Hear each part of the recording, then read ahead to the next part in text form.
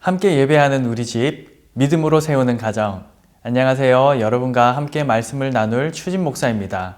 먼저 우리의 마음을 열어서 하나님을 찬양하겠습니다.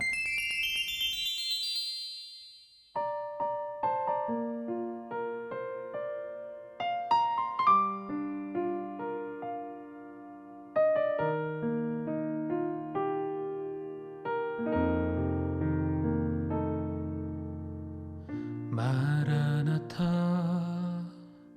주 예수여 어서 오시옵소서. 땅의 모든 끝 모든 족속 주를 찬송하게 하소서. 마라나타 주 예수여 어서 오시옵소서. 모든 열방이 주께 돌아와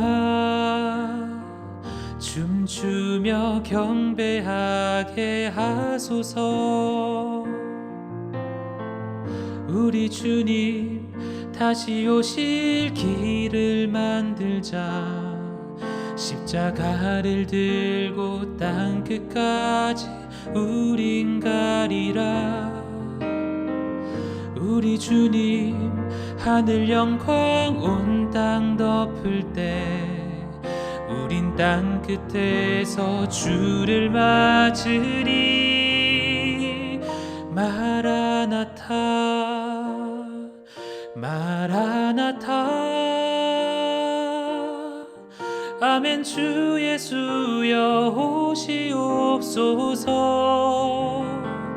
마라나타 마라나타 아멘. 주 예수여 오시옵소서.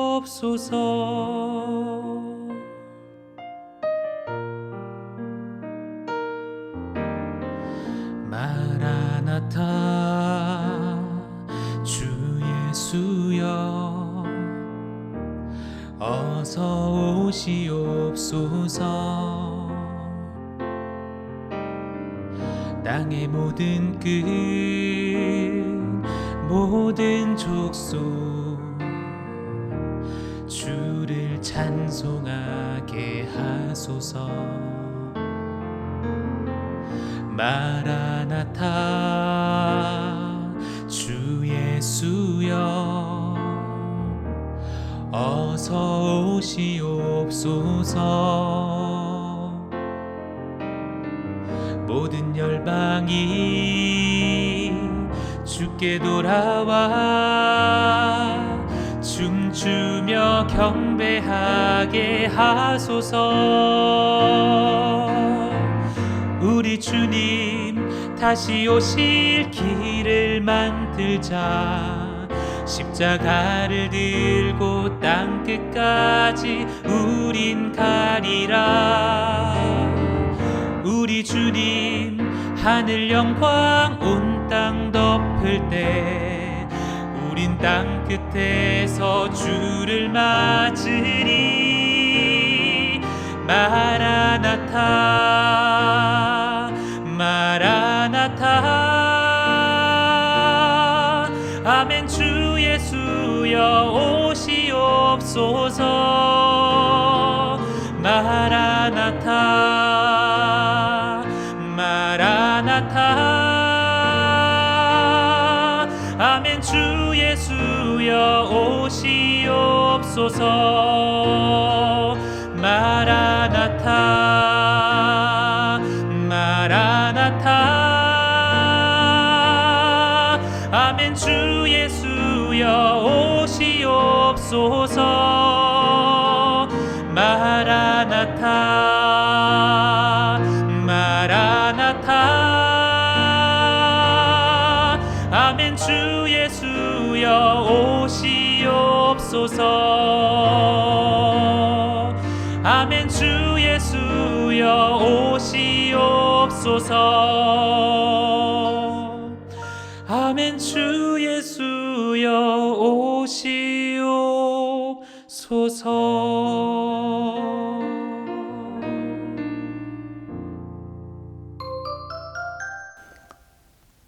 함께 보실 하나님의 말씀은 마태복음 24장 44절입니다.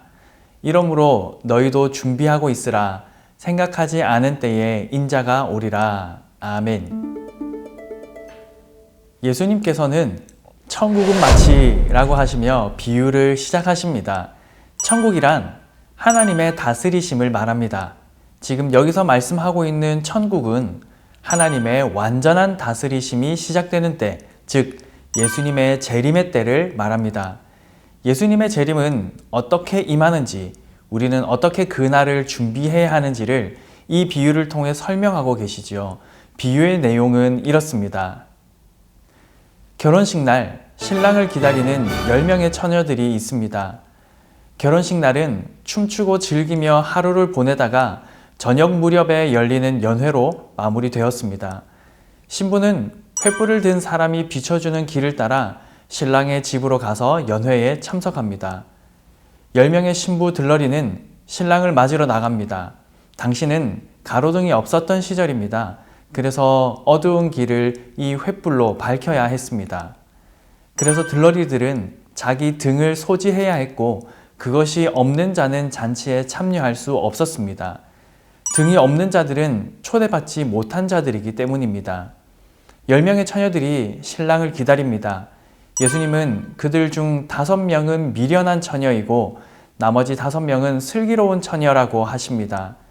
미련한 처녀는 불을 밝힐 기름을 미리 준비하지 않았습니다. 슬기로운 처녀는 기름을 미리 준비했습니다. 모두가 신랑이 오기를 기다리고 있습니다. 그러나 신랑이 너무 오지 않습니다. 신랑을 기다리던 10명의 처녀들은 그만 잠이 들고 맙니다. 그러다가 갑자기 신랑이 찾아왔습니다. 10명의 처녀들은 황급히 일어나 신랑을 맞을 준비를 합니다. 그런데 미련한 처녀들에게는 등을 밝힐 기름이 없습니다. 너무나 급한 나머지 기름을 나눠 쓰자고 하지만 그 정도로 기름이 넉넉하진 않습니다.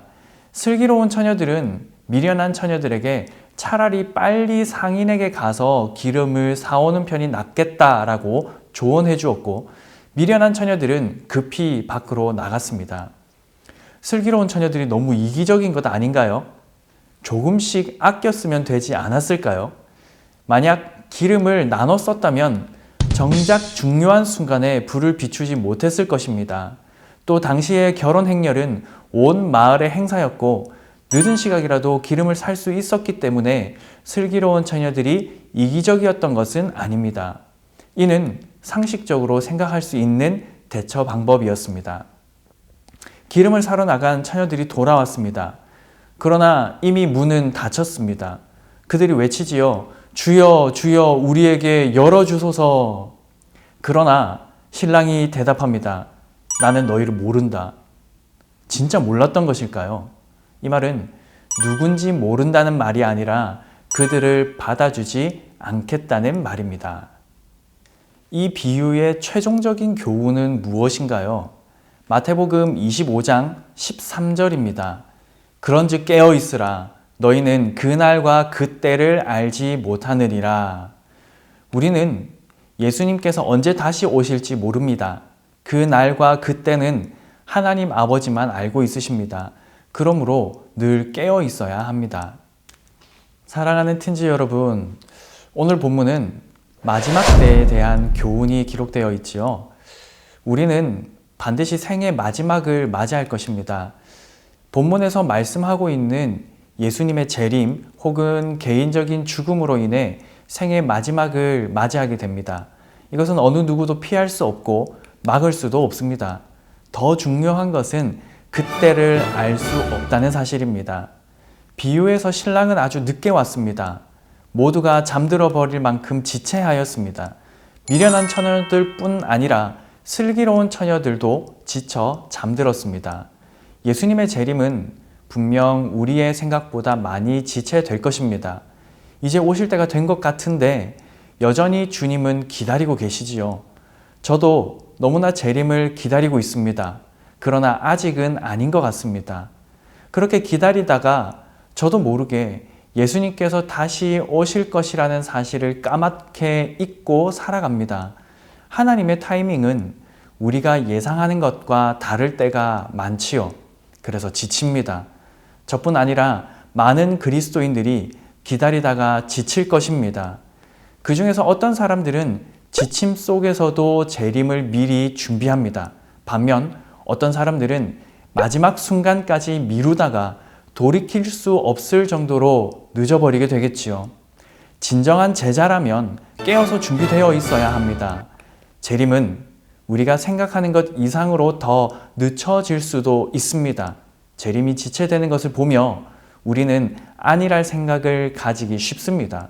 간혹 그런 안일함이 하나님이 없어도 사는데 전혀 지장 없다는 착각을 하게 만듭니다.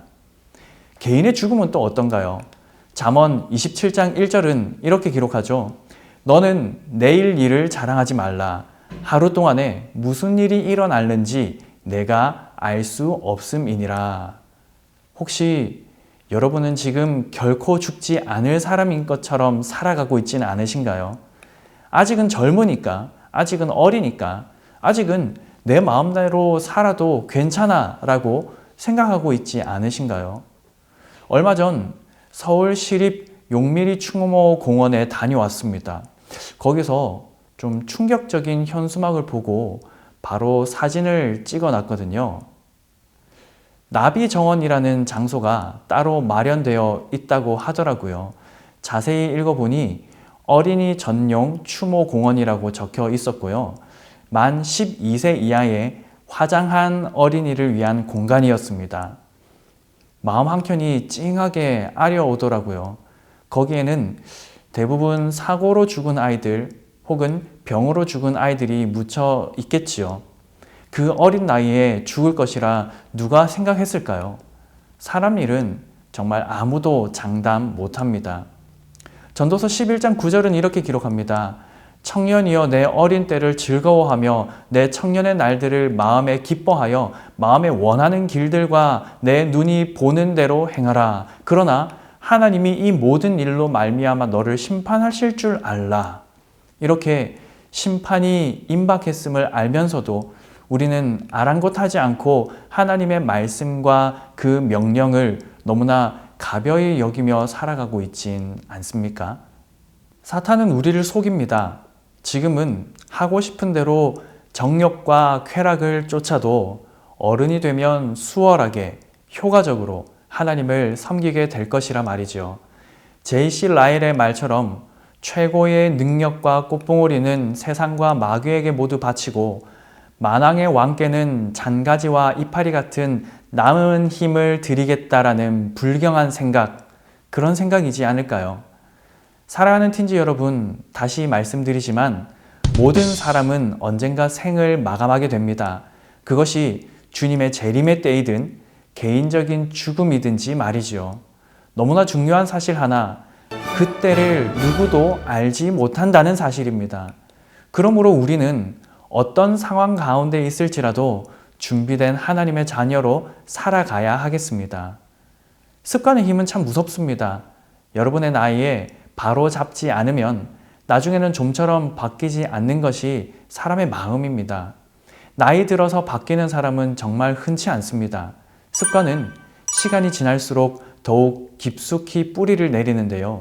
특히 죄의 습관은 쉽게 뿌리 내리고 빠른 속도로 자라며 매우 튼튼하게 자리를 잡습니다. 그래서 습관은 정말 무섭습니다. 나중에는 뿌리 뽑기 정말 어려워집니다. 사랑으로 여러분들을 권면합니다. 자신을 함부로 대하지 마십시오. 일찍부터 주님을 찾으십시오. 지옥을 너무 늦게 믿으시면 안 됩니다. 지혜롭게 여러분의 나이 때부터 의의 씨앗을 뿌리고 성령의 열매를 거두어야 합니다. 물론 주님의 재림은 기다림의 연속이 될 것입니다. 지칠 수도 있습니다. 그러나 언젠가 반드시 오실 것입니다. 주님 오실 길을 예비하는 슬기로운 여러분 될 수 있기를 간절히 소망하며 늘 예수님의 제자로서의 삶을 힘을 다해 사시기 바랍니다. 이제 가족들과 나눔 질문으로 대화 나누시면 되겠습니다. 다음 주에 만나요. 안녕. 나눔 질문입니다. 첫 번째, 슬기로운 처녀와 미련한 처녀의 차이점은 무엇인가요? 두 번째, 만약 일주일 뒤에 예수님께서 재림하신다면 여러분은 일주일 동안 어떤 삶을 살아가야 할까요?